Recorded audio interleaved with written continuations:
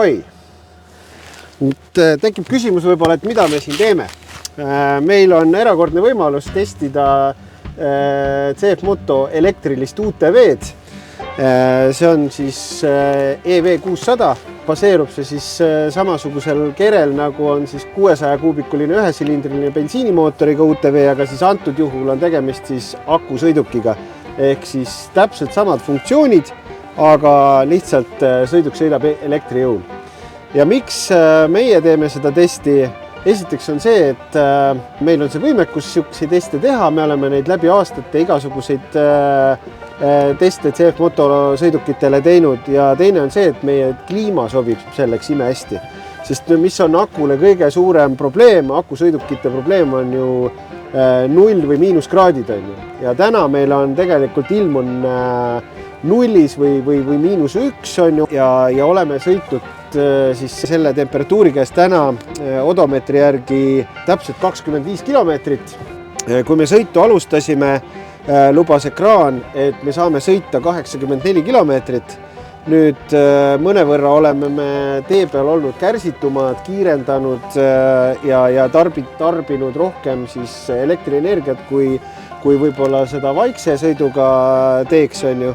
Keskmine energia tarbimine on meil 20,1 kilovatt-tundi 100 kilomeetri kohta, mis on siis ligi 1 kilovatt rohkem 100 kilomeetri kohta, kui me näiteks tegime üleeile testi vihmase ilmaga, kus meil küll kojamees töötas, aga keskmine kiirus oli võib-olla mõnevõrra väiksem kui täna on.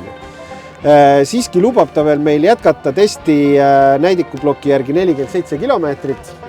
Aga nüüd meie see tee muutub natuke keerulisemaks. Me oleme valinud testimiseks sellise põneva koha nagu postitee.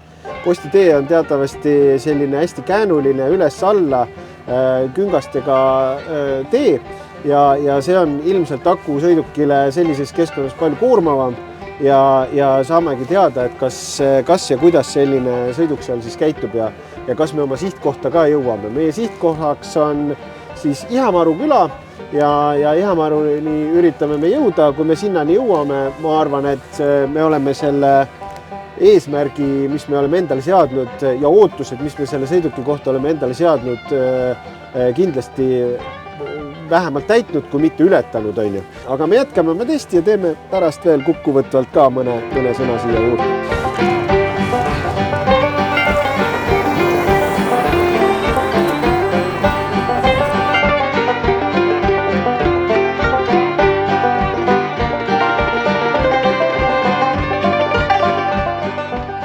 Kilomeetrit on sõidetud, aku laetustase on 39% endiselt ja lubab veel liikuda siis 31 kilomeetrit. Keskmiseks voolutarbeks praegust annab meile selle distantsi peal 20,1 kilovatt-tundi 100 kilomeetri kohta. Kasutan ma Drive'i ja tagavedul siis lukus. Mis on selle elektrilise UTV ja mis on elektrilise või bensiini UTV vahe, kui me räägime sama kategooria või sama suurtest mudelitest. Et, mina praegust ütlen, et ainus vahe on see, et üks sõidab elektrijõul, teine sõidab bensiinijõul. Aga ta käitub täpselt samamoodi nagu tavaline bensiini UTV ja ma ütlen, et mis on selle asja juures ülimeeldiv. Ma praegust küll keerasin raadio maha, tal on raadio sees. Ta raadio töötab, ma saan terve tee, olen kuulanud uudiseid, mis iganes on ju. Et selles mõttes on see elekter ikkagi lahedam, et ta lubab sul siukest kõrvadel puhata.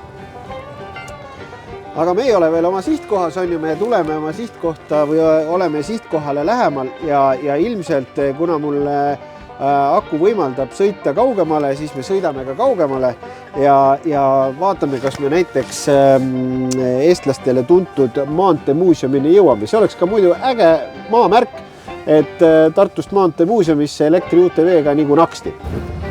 No nii, oleme oma testiga jõudnud juba Põlvamaale. Muuseas, temperatuur on läinud siin juba -2 peale.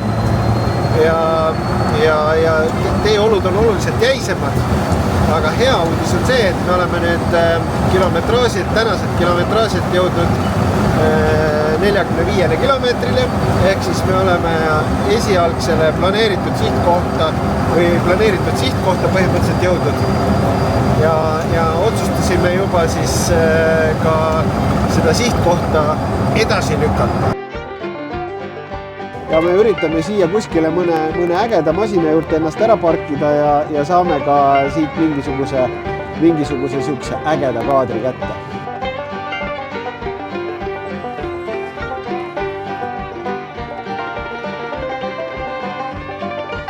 Oleme me jõudnud Tartust siis mööda postiteed Maanteemuuseumisse ja see on ju ilus märk selle tänase testi peaaegu lõpetuseks. Me ei ole veel seda lõpetanud, sest tegelikult meil on range alles veel 20 kilomeetrit. Me oleme umbes täpselt samal tulemusel nagu mõned päevad tagasi, kui ma tegin seda läbi vihma, küll natukene väiksema kiirusega, aga siis väiksemate ringidega ja sihukese tasasemal maa peal. Täna oleme me teinud seda siis sihukese Lõuna-Eesti kuppelmaastiku vahel ja oleme jõudnud Maanteemuuseumisse, jumala lahena.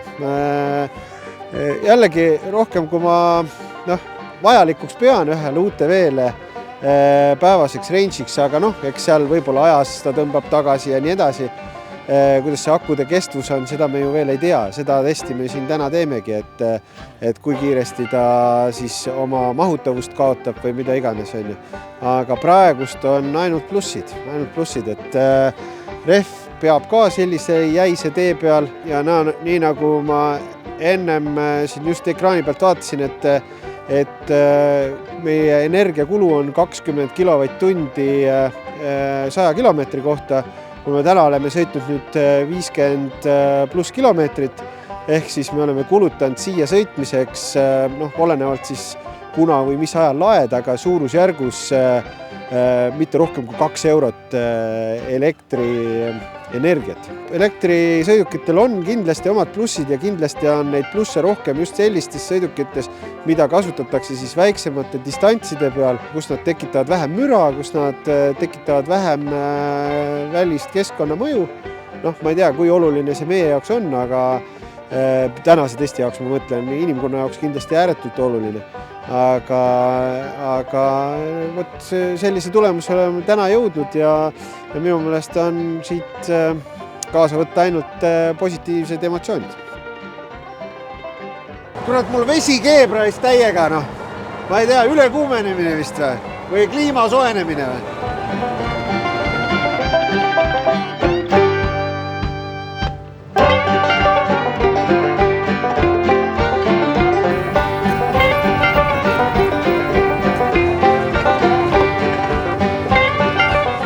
Loomadki ei tea, et me tuleme.